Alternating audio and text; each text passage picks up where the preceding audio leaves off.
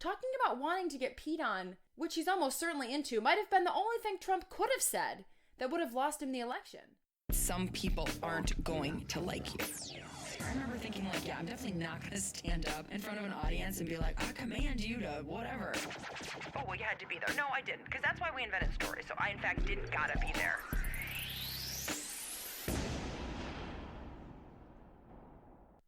What's up, rhetoric nerds? Welcome back to Rhetorically Speaking, a podcast about how we use language and language uses us. I am your hostess with the mostest, Lee Pierce, she, they pronouns, hater of cliches, and lover of only the first 3/5 of the very first episode of Tiger King, the COVID sensational Netflix popumentary, meaning pop documentary, my new word for documentaries, like Tiger King, that are about as interested in helping us dive into the depths of real issues as I am to dive into the urine baths that pass for pools at public parks. If you missed part 1, that's fine. I'm way too lazy to ask anyone else to show up to my podcast having done their homework. Episode 9 was what we call a ground-clearing episode. We looked at a bunch of media cliches around Tiger King from some of the more insightful of the uninsightful culture journalists and deconstructed them using textual evidence from 3 of Joe Exotic's hit singles, I Saw a Tiger, Here Kitty Kitty, and Pretty Woman Lover. Joe Exotic being, of course, the lead in this Tiger King series. My argument in episode 9 was not that the show Tiger King or its gay, trashy Johnny Cash figurehead is some kind of work of genius. It's not. My point was that close investigation of the visual signifiers of the music videos, black Mustangs, silver meat platters, and a grown man cuddling tigers, resist comforting and familiar explanations for the show's popularity. It's weird, it's familiar, it's a whodunit, it defies explanation, it's a bunch of tropes, it's a libertarian fantasy. Essentially what we call here on Rhetorically Speaking, a steaming pile of cliches. None of these sentiments is exactly wrong, right? Tiger King is a libertarian fantasy, but it's not only a libertarian fantasy. Also, libertarianism doesn't really exist. It's a word we use to describe a million different things. So it's important to always ask not only how something is a libertarian fantasy or a whodunit or whatever, but also how it's not, or what is unique about this libertarian fantasy that isn't part of the usual thing we would call a libertarian fantasy, or how does this libertarian fantasy maybe undermine or threaten the easy categorizations of things when we just call them libertarian. And don't get me wrong, I'm no fan of libertarianism. In my view, libertarianism, which by the way is an ideology that embraces minimalistic government and then maximal individual self-determination, it's a cop-out. They don't want the baggage of social conservatism from the Republicans or the baggage of government oversight from the Democrats, so they just rely on the free market as some kind of neutral hiding place. But there is no neutral hiding place. There's no neutral hiding place. Libertarianism is the same as opting out of hard political decisions. Just like saying, oh, I don't watch that Tiger King crap, is opting out of culture. Unfortunately, you don't get to opt out. There's no outside to culture or politics. You're always making a decision. Refusing to make a decision is the same thing as making a decision to support the status quo. And that's what libertarianism is. It's a vote for the status quo. Because when you decide you're going to support minimal government, whatever the hell that means, then you're supporting a bunch of just hegemonic groups, right? Like whites, the rich, the able-bodied, the neurotypical. Because when you say that the market is going to decide, you're saying you want the people with consolidated market power to decide. And those people are aided and abetted by the eons of history that have given them privilege, and they are not interested in redistributing that privilege to other people. So if we call Tiger King a libertarian fantasy, we mean that it hides behind the free market and individual autonomy and refuses to intervene in politics. Does that seem right to you? I mean, even if you hardly know anything about the show, except that it's a flamboyantly gay man who runs a giant zoo for tigers alongside this motley crew of almost entirely white men, is that in fact the libertarian fantasy? Kind of. And also no. And also kind of. And also not exactly. And that's what I'm trying to get you to understand out of this episode. I'm not defending Tiger King. I'm also not going to shit all over it and summarize it quickly for the sake of convenience. If hundreds of thousands of people across the country are compelled by this text, I want to know why. And saying, oh, it's just XYZ or oh, it's just ABC is about as useful as saying all Trump voters are idiots or internet trolls. No person is ever only one thing. And if there's one thing that is more cowardly than libertarianism, it's demophobia. Tiger King bashing, which is not the same as nuanced cultural criticism, is demophobia to the core. Demophobia means a fear of the demos. The demos in political theory are the people, the masses, all those things that democracy thinks is important. Democracy, demosocracy, rule by the demos, rule by the people. Not the educated people or the rich people or the credentialed people, just the general toilet paper hoarding, fidget spinner spinning, Taylor Swift listening, meme making, Tiger King watching people. Demophobia is a time-honored tradition amongst the very people, namely the educated middle and upper class left, me, kind of, who are also the people constantly espousing democracy. Meanwhile, the right actually hates democracy and yet are winning over the demos left and right, pun intended.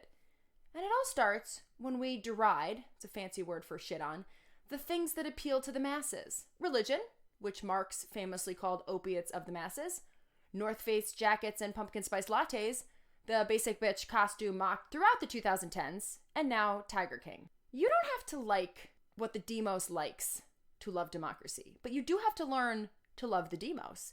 Also, you need to recognize that this artificial boundary between you and those people is entirely made up. Seriously, you may not like Tiger King, or you may watch it ironically because you don't understand how irony works, but I bet you can list at least like 5 basic bitch Tiger King adjacent things you share in common with the demos. I would list mine, just to give you an example, but this episode is already long enough. To love the demos, which is to love democracy, you do not have to love what they love, but you do have to understand why they love it. And that reason for understanding has to also be a reason that explains why you do what you do. Otherwise, you fall back into the cycle of constructing like yourself as other from the demos. You cannot be other than the demos and a lover of democracy. You don't need to be identical to the demos. You can't, because the demos is an abstraction used to overgeneralize a complex set of constituent terms.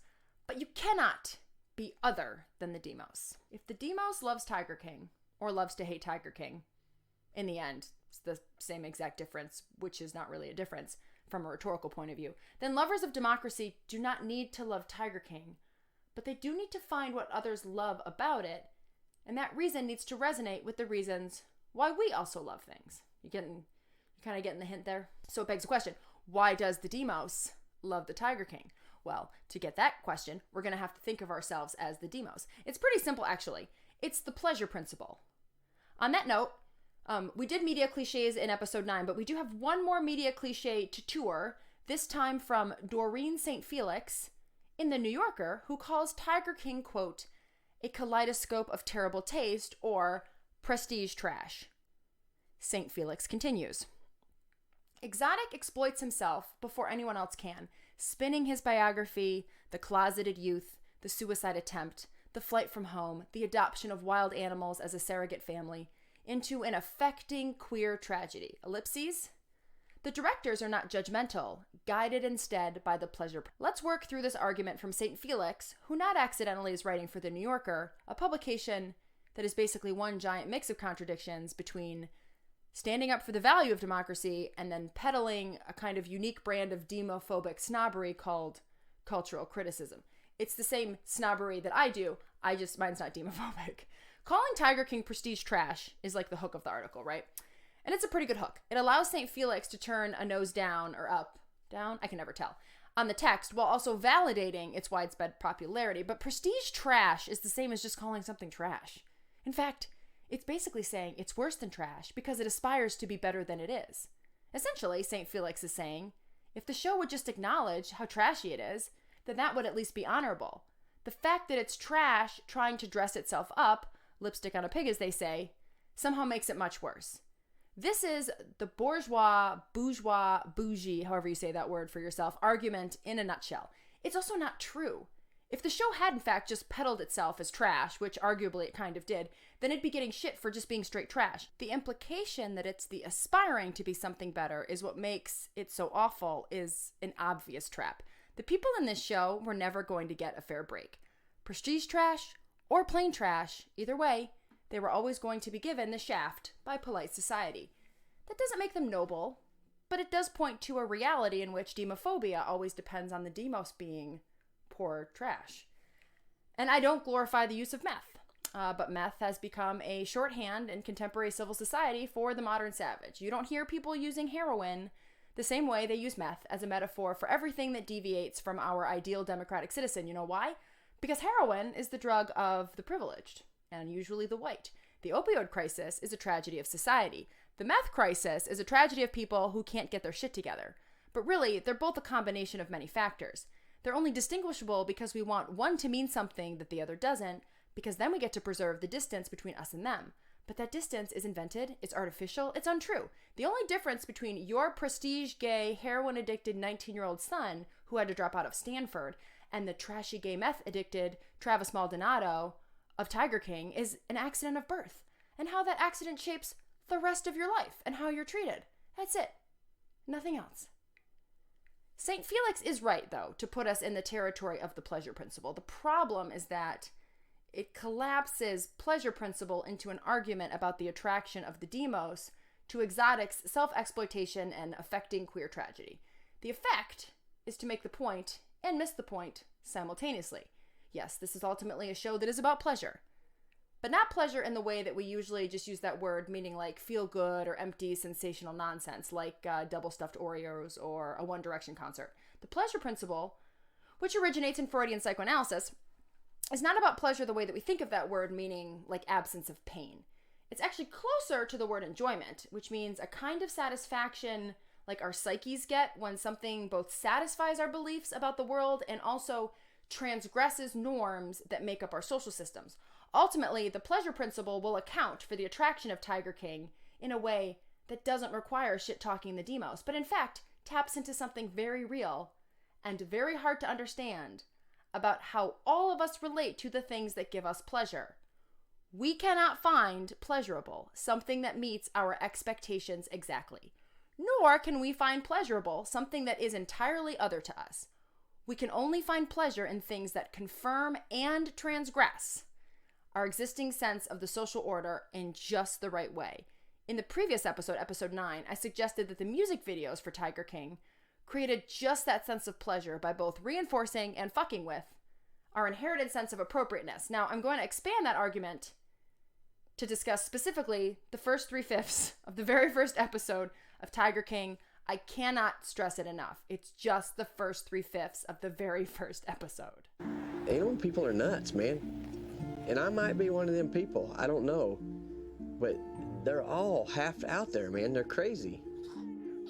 You know, the monkey people are a little bit different. Okay, good boy. Good boy.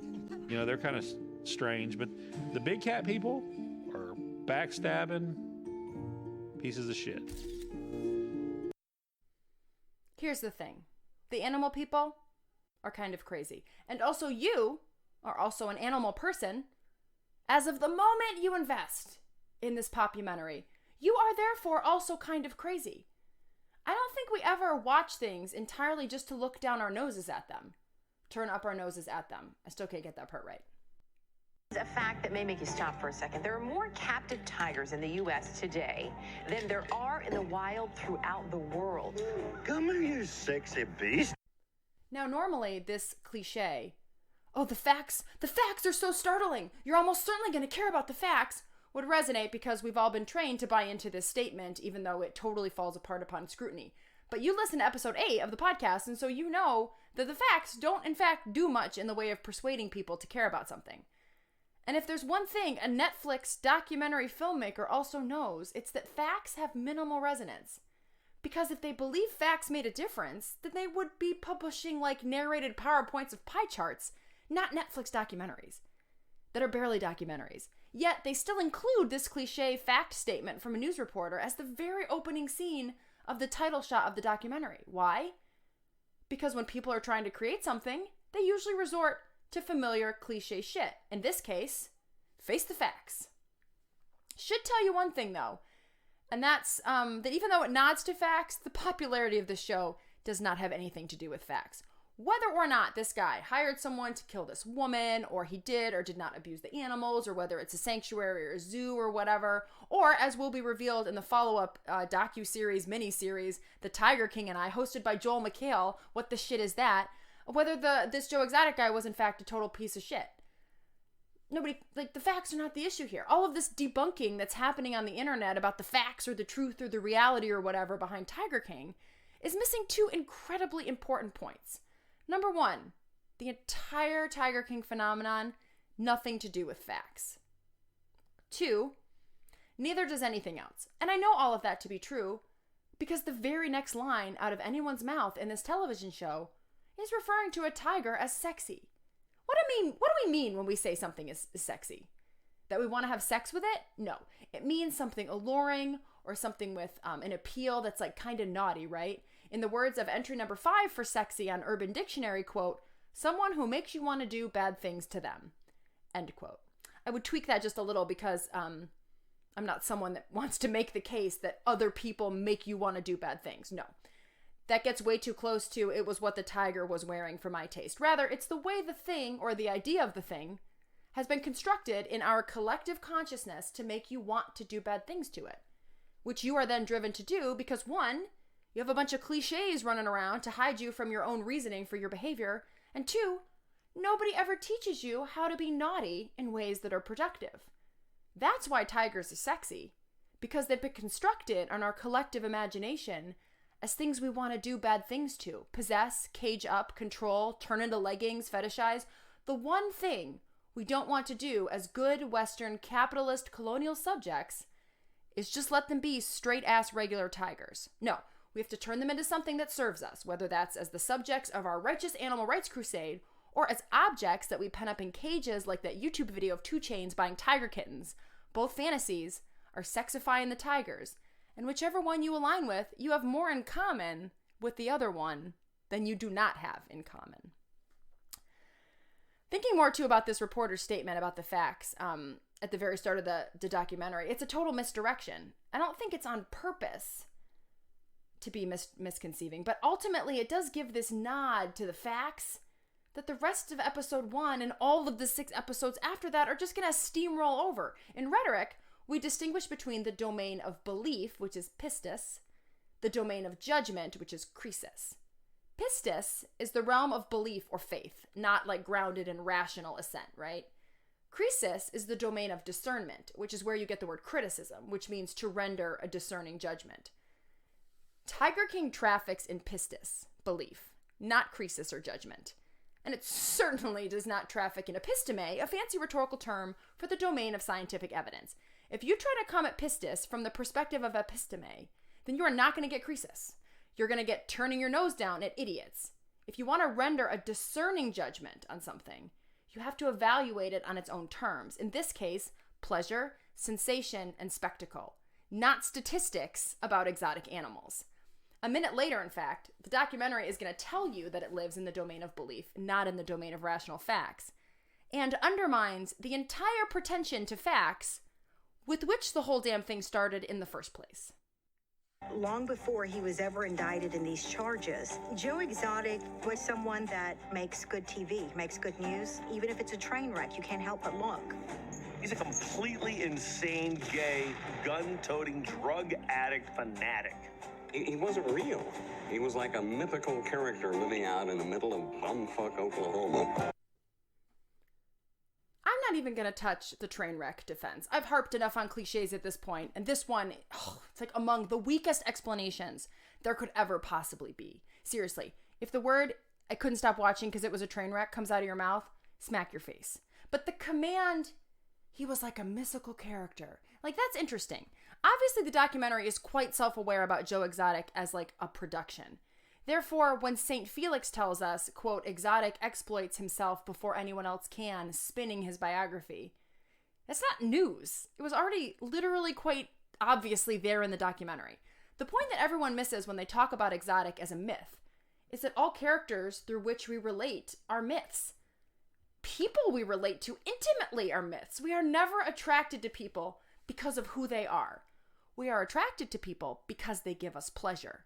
and we give them the ability to give us pleasure by turning them into something that keeps us suspended in that paradox of enjoyment where we are both anxious about transgression and also can explore that transgression with a manageable amount of risk. So this "he's larger than life" cliche doesn't work because that's true of like every subject by whom we are fascinated. Trump, Obama, Kanye West, Taylor Swift, Nipsey Hussle, you name it. When a public figure fails to incite that kind of enjoyment or pleasure, it is because they have offered us nothing mythical. Biden, great example. The cliche, "we're attracted to exotic because he's larger than life," isn't exactly untrue. It's just not useful as an explanation because becoming larger than life is the only way anyone ever attracts us. The question that we're not answering is how this person is rhetorically constructed as larger than life and how they tap into our paradoxical desire for affirmation of boundaries and the transgression of boundaries. Tiger King gives good pleasure, at least in the first 3/5 of the very first episode, because it toes the line of kink, a queer transgression around sexual identity and practice. Not in like a mean, sad way, but in a fun, like kind of adorable way. Seriously, like check out the 7th minute of the first episode and you tell me that I'm wrong about this. Ziggy Tiger. Does it feel good to stand on my stage with 500-pound tigers and everybody envy you? Absolutely, okay? I would be the biggest liar if I said no. Do you have a sense of bonding with them, or do you have is there like an emotional connection between you and these cats? A very emotional connection between me and these cats. Extreme. That's his deal right now. I mean, his whole deal is about just wanting petted and loved on, you know? It's just, they're so affectionate. Are these trying to mate? Well, they're two boys. Oh, they're two boys. We have a very open relationship here. We do not discriminate here. Good afternoon, ladies and gentlemen. I'd like to welcome you to the Greater Wynnewood Exotic Animal Park. I got to show you, you're going to get closer to tigers and lions here than you will anywhere in the world. As a matter of fact, you're going to get so close, I can almost promise you some of you will be urinated on. If that happens, we have t-shirts at the gift shop that says "I got peed on by a tiger." If you just had this 1 minute to go on, this would be an incredibly attractive, fun, playful transgression. It's kinky, it's talking about boys, mating with boys, it's openly and vulnerably admitting to wanting affection both as a human and also an animal. It breaks down the boundaries between human and animal, and it not so subtly alludes to europhilia, otherwise known as pee play or golden showers. We're about to get real weird here, so if you're listening and you're like related to me or just hold me in a certain amount of regard, you should probably fast forward a few minutes. Being peed on, not literally by tigers, I don't think that's the primary transgression that's attracting people to Tiger King, but being peed on is about the most harmless possible sex act I can even think of. Again, most transgression isn't about sex, but it's the easiest way to talk about it because most people immediately think about sex whenever someone mentions transgression or kink or perversion or whatever, but it can be other stuff. But for the sake of argument, let's stick with sex. Being peed on isn't dangerous, isn't harmful, it's not expensive. If you're hydrated, it's barely unsanitary. Yet if I were to talk openly about being a person who thought it was fun, exciting, or sexy to be peed on or to pee on someone else, which I'm neither confirming nor denying, I would be shunned to the ends of the earth. I'd almost certainly lose my job. If not be seriously reprimanded, people would refuse to publicize my blog, and who knows, like, friends might not let me hang around their children anymore. Talking about wanting to get peed on, which he's almost certainly into, might have been the only thing Trump could have said that would have lost him the election. Why? Because we spend way too much time and effort as a society shaming people for basic fun, transgressive stuff like being peed on, having gender subversive identities, experimenting with language, or doing anything else, especially when we're young. That might mess up these tidy little binaries we all spend way too much time defending, like straight, gay, man, woman, us, them, appropriate, inappropriate, and so on and so forth. And don't get me even started on like high and low culture. So meanwhile, while I'm over here getting tomatoes thrown at me in the proverbial town stocks for talking about pee, people run around calling women bitches, calling Colin Kaepernick a racist, misgendering trans and genderqueer people like it's no big deal. Why? Because even though we do sometimes publicly shame those behaviors, it's not part of our collective social norms to do so. That's why it's harder for a person to talk about being into a harmless kink than it is for someone to be a racist or a homophobe or a sexist. Now, kink. So in human sexuality, kink is like non-conventional sexual practices or fantasies that like don't have like a strong element of like danger or power play in them, right? The term derives from the idea of like a kink in a hose, like a bend, in contrast to things like straight or vanilla sexual leanings. Kink is also a paradox because people want to transgress a little bit, but they also want to feel somewhat safe in their transgression. There's a reason Fight Club only had one Tyler Durden and Dark Knight only had one Joker. Most people, in fact, do not want to entirely burn down their social structures that organize their lives. But we also want to feel the push and pull, the tension, the precariousness of our real-world ethics, of the norms and rules that organize our lives. Enjoyment is a weird combination of pleasure because we get our expectations reinforced, and anxiety because we're stepping up to that pseudo-unsafe edge. That doesn't absolve kinky behaviors from their problematic and sometimes violent effects, like race play or harassing liberal snowflakes online or wearing a blackface costume. All that shit, definitely 100% racist. But it also points to a desire for transgression that can be put to productive use. Experimental fiction, irony-laden spoken word poetry, cross-dressing in a local production of Man of La Mancha. Historically, that kind of productive transgression has been what the humanities and the arts and the theater have provided. But those things aren't valuable because we live in a world of code and machines and facts. So we defund the humanities. We reserve clever wordplay for the educated elite of New Yorker readers. And we put kids in poor communities into trade schools. So their transgression has to go into unproductive outlets. And even the most well-off middle-class groups of society are still so immersed in this contemporary obsession with facts and objectivity and appropriateness and dressing for success that they don't have any outlet for productive transgression. So they get it from Tiger King. And really, who can fucking blame them? Not to mention how affectionately this scene plays with transgression of heteronormative norms of not only being straight, it's Adam and Eve, not Adam and Steve and all that crap, but also just like not enjoying your sexuality. A few minutes later, the episode makes this point again, this time using humans, not tigers. Animal print. And do you wear these yourself? I don't wear underwear. You don't wear underwear? No. Oh. Free ball it. Wow. I've been the cover of Hollywood Magazine twice. I have my first two albums that I did. This is my first album, I Saw Tiger, and this is my second album, Starstruck. And there's 28 songs and 16 music videos. 'Cause I saw Tiger, now I understand. I saw Tiger, Tiger saw man. Tell all the hunters to lay down their guns. When I first met Joe, I was like a month out of high school. I was with Joe from 2003 to 2014, so 11 years. He showed me love, and I learned how big my heart was and how much to care. Are you getting this? 3, 2, 1. John's a strong silent type, a man of few words. But what a hug. The openly exhibitionist and gay displays of affection and playfulness here are exactly the kind of playful transgression we want to encourage people to explore.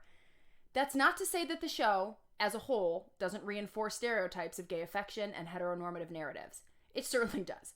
We already see that laid out in episode 1 as the potentially unique and transgressive relationship to an alternate sexuality is rearticulated through a predictable trauma lens. Harkening back to St. Felix, it's correct to criticize Tiger King for relying on the cliche of affecting queer tragedy. But that's also kind of a sparse read because 1, the gay trauma narrative is probably true, and 2, even if it's overdone and cliche in terms of associating all of being gay with some kind of trauma and then appealing to viewers in that way, it's only a few minutes of the very early part of the episode. Also, let's not forget that the libertarian whodunit framework that is supposed to explain away attraction to this show rarely carries a giant metallic studded rainbow flag. So whether Exotic's gay origin story is affected or not, the addition of the gay ingredient to the cliche fantasy of the hold your ground woman-hating animal abuser meth addict soup is still a queering of a stereotype. Whether you like it or not is a different issue. That's not to say people who are gay, especially in states like Oklahoma, don't experience a lot of exclusion and bigotry and violence because they are gay, but rather that including the trauma narrative sort of like helps us reabsorb the potentially transgressive sexual politics of the episode into this familiar understanding as like, oh yeah, being gay is like hard and sad. Cool, I got it. I'm no longer like, I totally processed this, right? There's no subversion there. Later in the show, as St. Felix puts it, things do become more troubling. I want to acknowledge that, right? In St. Felix's word, when we are introduced to Joe Exotic's second love interest, Travis Maldonado, there's more than a fair amount of tragedy, exploitation, and mean-spirited transgression. St. Felix describes footage that must be from beyond the first quarter of episode 2, because that's as much as I've watched, quote, in which Exotic, giving a eulogy, describes a sexual maneuver that Maldonado liked to perform. Maldonado is not only a victim of Exotic's egotism, he is a casualty of Tiger King too, end quote. Thus we arrive at the ultimate disappointment that will be Tiger King's demise. The playful kink transgression sketched in the first episode, where viewers first really get to test the waters of their pleasure with the text, quickly gives way to mean-spirited misogyny. Like, seriously, the misogyny that takes hold in this show between Exotic and this Carol Baskin woman, like an animal rights activist from down the street or whatever, I won't even get into it because I'm so fucking tired of hearing about it. But suffice it to say, Tiger King starts to revolve increasingly around this rivalry, and the outcome is basically a bunch of cheers for Exotic every time he says something hateful about this woman, and jeers anytime Carol Baskin literally opens her mouth about anything. Not to mention other forms of misogyny throughout the show, including a character who practices polygamy, which that shit's misogynist. As one example, showcasing like how eager people are to take up Baskin bashing. Bashking? I don't know. Here's an excerpt from another podcast description. And I won't name the podcast. It's not like popular or whatever, but I don't want to give it attention. Quote, tomorrow we will have another episode. We will be reviewing the legend that is the Tiger King, Joe Exotic, and that bitch Carol Baskin. Misogyny isn't the playful kind of perversion or the productive kind of transgression. It's the mean-spirited kind. Historically, being shitty to women has been far from a prohibition. In fact, it's been encouraged. It has only become a prohibition by people who feel the need to transgress this made-up thing called political correctness. Joining into the pleasure of calling women bitches comes to seem like the same kind of transgression as the queering of other boundaries, but transgressions aren't all created equally. One kind of transgression, like a tiger urinating on you, isn't hurting anyone. But the other one, calling a woman a bitch because you don't like her opinions, is part of an entire logic of woman-hating, which becomes all kinds of other hate. And yet people are probably more uncomfortable with the idea that you might want someone or something to urinate on you than we are with people calling this woman a bitch constantly. Let's not forget that our president is on record as saying women, quote, bleed from their you-know-whats and advising to, quote, grab them by the pussy. Let's also not forget that the current Democratic nominee is undergoing investigation for digitally raping a former staff member. Whether you believe any of those things are true is not the point. The facts aren't going to affect most of us whose beliefs are solidly fact-defiant. The point is that no one considers it particularly transgressive when women are assaulted, because hating women is a beloved pastime of our patriarchal system, just like hating black and queer folks, or blacks and queers as they're called if you hate them. All of that is built on a repressive system that creates taboos and prohibitions around alternate modes of identity. Some transgressing of those norms is productive and should be encouraged. Some are not, yet we do more of the bad ones than we do of the good ones. One of my all-time favorite rhetoricians, Josh Gunn, uses the word perversion to describe this thing I call transgression. I use transgression to avoid the baggage of the word pervert, but in essence they mean the same thing. Josh is just far better at wielding language than I am. Perversion, or transgression, is the queering of norms. It's playing with rules, it's exposing the arbitrary guidelines of appropriateness that dictate behavior as arbitrary. In his latest book, Political Perversion, Rhetorical Aberration in the Time of Trumpeteering, Gunn argues that not all perversion is created equal. Some perversion is fun and harmless and socially productive. These are not in the book, but examples are drag, slam poetry, or George Carlin's stand-up comedy when he isn't being homophobic, or Dave Chappelle's stand-up when he isn't being transphobic. Gunn distinguishes between the playful pervert and the mean-spirited pervert, what I call productive and unproductive transgression. St. Felix is right to put us in the territory of the pleasure principle, which again is a phrase taken from Freudian psychoanalysis. In its typical formulation, though, the pleasure principle is just this instinctive biological need to seek pleasure and avoid pain that satisfies just innate human needs. I think that's how St. Felix means it. they're essentially saying that like this docuseries just chases tail, metaphorically and literally, going for the cheap thrills, especially the ones that don't feel good, over less pleasurable real issue content like the mistreatment of exotic animals. So anyway, Freud's theory eventually gets reworked in the 60s and 70s by another psychoanalyst, Jacques Lacan, and Jacques Lacan would distinguish between two kinds of pleasure, right? This is what Freud didn't do. Plaisir, which is French for pleasure, and jouissance, perhaps best translated as pleasure and pain. Plaisir pleasure obeys like the law of homeostasis, right? It's like our psychological desire to have maximum pleasure and minimal pain. For example, exercising is painful, but sitting on the couch feels good. So I choose sitting on the couch instead of going running. That's like a basic ass example. Thinking about animal abuse is painful, but watching Joe Exotic roll around with tiger kittens is pleasurable. So I choose to watch Tiger King instead of fighting for animal rights. But like, that's not quite right, is it? You know, if you really think about it, because like sitting on the couch for a few minutes to rest my feet rather than like going for a run when I haven't run in a while might be pleasurable, right? But what about like the second hour of sitting on the couch or the third hour as I'm like stuffed full of Oreos watching my umpteenth episode of who knows what, the whole time shit-talking myself for not doing the run that I keep telling myself night after night I'm going to definitely do. That's not really pleasure, is it? That's pleasure and pain. That's jouissance. Jouissance transgresses the rule or the norm. Run a mile, don't overeat, be productive, don't watch too much TV, in ways that are both painful and also pleasurable. It's more than simply like feeling good. The way that like cliches, for example, make you feel good, which basically essentially make you feel numb, right? So we can easily see where the pain part of jouissance comes from, but what makes it pleasurable? So Lacan uses this concept of compulsive repetition or reproduction, arguing that the pleasure you derive from jouissance is when you internalize a social structure and then repeatedly, compulsively reenact it. So while it is painful to sit on the couch night after night, beating yourself up because you're not running like you said you would, it's also pleasurable because you get to repeat this self-shaming cycle that has been bred into you by social norms. And you get to not run, which sucks because running is terrible. And so the cycle continues because you're suspended in this like jouissance feedback loop. Tiger King works pretty much the same way. I said loop. Feedback loop. Tiger King works like the same way, right? It feels good because it rehearses a bunch of stereotypes you have about rednecks and drug addicts and women. You sit around immersing yourself in all this misogyny and stand your ground entitlement and the cult of personality, and it doesn't feel good, but it like feels good, right? It's the cycle of mean-spirited perversion. But that's also like, and that's most of it. Like that's 89% of Tiger King. But that's not all it is, because there is also something beyond the pleasure principle, which is playful transgression and kink and genre and genre bending and just generally like loosening up a little bit. The problem is that in the first 3/5 of the first episode of Tiger King, playful perversion and mean-spirited perversion are intertwined so that you can't have one without the other. That's what makes the show intriguing and also totally heinous. And nowhere is the mix-up of transgressions like more apparent than like, 12 minutes into episode 1 when Baskin, who is shut inside a small golden cage like a human exotic animal, tells the camera, "If there's one thing I know for sure, it's that big cats don't belong in cages." But it gets weirder. Later in the episode, still on episode 1, it's the only episode we're going to be on for a while, Exotic goes on this rant about how Baskin and PETA, right, the ethical treatment of animals, are after him.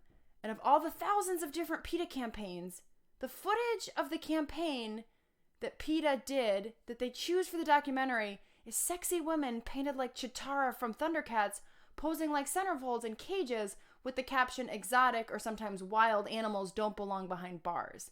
These images unmistakably echo Baskin in that cage.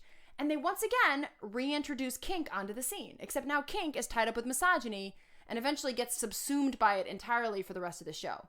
And that, of course, is really evident in the very beginning of episode 2, in which this trans man, Sass, who works for Exotic, who's been notorious in the news because the documentary kept misgendering him, gets his arm ripped off by a tiger. In episode 1, Sass speaks pretty highly of Exotic. I've also read that in the follow-up special to Joel McHale bullshit, Sass will continue to be relatively supportive of Exotic, even though he doesn't absolve Exotic of the prison time.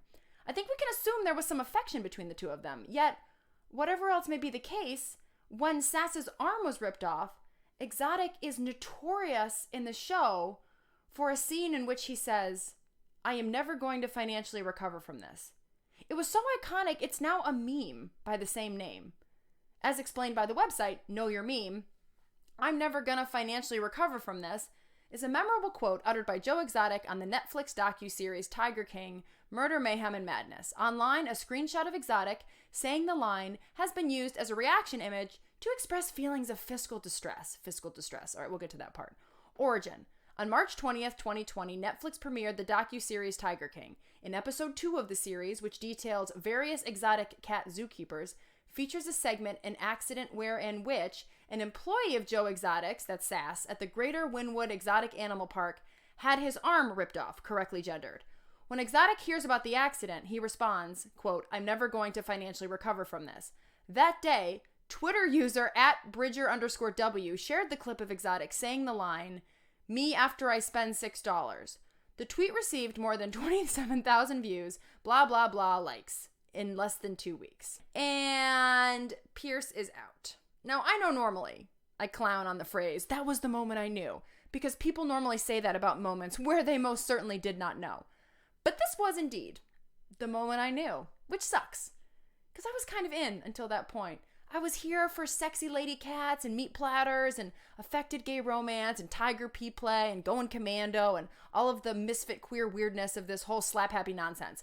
But then I watched the transgression of Sass become totally displaced by the logic of capitalist consumerism, and that was the moment I turned that shit off. And I never turned it on again, because I knew that all the fun, kinky transgression was lost to what would likely now be a rapidly escalating series of awfulness. Deadass. You can check my Netflix and you'll see that shit frozen mid-episode 2 right after those words were uttered. But I will still defend the first 3/5 of the very first episode of Tiger King until the day I die from drowning in pee. No, I'm just kidding. Or am I? But to bring it all back to Trump, because he's going to be president for 4 more years unless somebody figures some shit out, the lesson we get from a close reading of Tiger King is this. If you don't give people an outlet to be fun perverts, then they're going to be mean perverts. Trump's language and inappropriate behavior at press conferences and just straight Twitter wilding out is giving people the kind of fun, playful perversion and messing with language and performances of appropriateness that people want, because people like to push boundaries. We're all like 2-year-olds. We run away when we know we're not supposed to so that people will tell us to come back. And then when someone doesn't come rushing after us, we peek around the corner to make sure that they saw us run away. If no one follows us at all, we get mean.